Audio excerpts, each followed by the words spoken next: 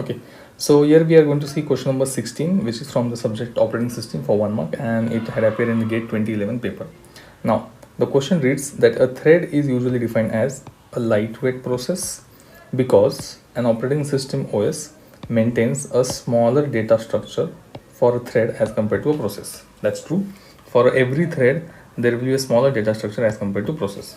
Now, in relation to this concept or this statement of process versus thread, which of the following is true? So we are given 4 statements and one of them is true. So we have to mark the true statements. Now, before reading these 4 options, what we are going to do is we are going to quickly see the memory layout. Let me write it down.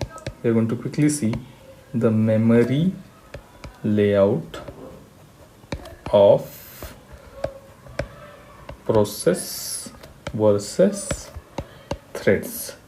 So how does a process typically look in a memory is what we're going to see.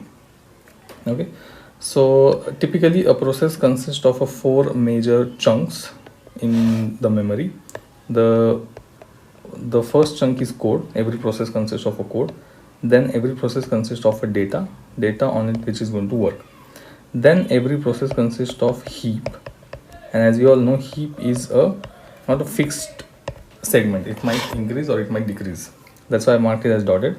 And every process also consists of a stack. Stack also might increase or decrease as the process moves ahead. So both heap and stack can change in their memory layout. So this is a typical process memory layout as shown in the figure. Now let's see what happens when we include threads. Now when the process creates a threads, what happens is the 2 segments are constant. So code is shared among all the threads and data is also shared among all the threads. So these 2 remain constant for all the threads. Let's assume this process has created 3 threads.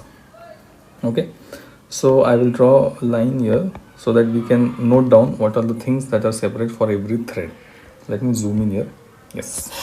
Now the first thing that is separate for every thread is stack. So every thread has its own stack. Okay, so let me quickly write it down. Every thread has its own stack. Then every thread has its own set of CPU registers. Okay, so CPU register obviously has to be separate for every thread because every thread works on its individual data. So CPU register is separate for every thread. And then every thread has its own PC, which is program counter. Program counter stands for program counter indicates that which instruction has to be implemented by the CPU next. So as you can see, this is a typical difference in the memory layout of a process and a thread. Now once we have this basic information, let's come back to the question. Let me zoom out. Yes, so this was our original question. Now let's go to every statement and check out which one of them is true or false. So statement number A, on a per thread basis, the OS maintains only CPU register state. This is clearly false. As we can see, on a per thread basis, there is not only CPU register. We also have stack, we also have PC. So I'll just mark this statement is false. Statement number B, the OS does not maintain a separate stack for each thread. Clearly this is also false. There is a separate stack for each thread.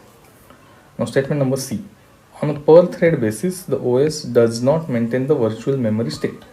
Okay, this seems to be true because as we see in this layout, of a thread, we do not see a virtual memory state being maintained. So this looks like a probable candidate. Let's mark it. This might be a true statement. And let's see statement number D, on a per thread basis, the OS maintains only scheduling and accounting information. That's incorrect because as we see on a per thread basis, we just don't have scheduling and accounting. We also have this memory information, stacks and the CPU registers. So clearly this is also false. So our probable candidate C is the right answer.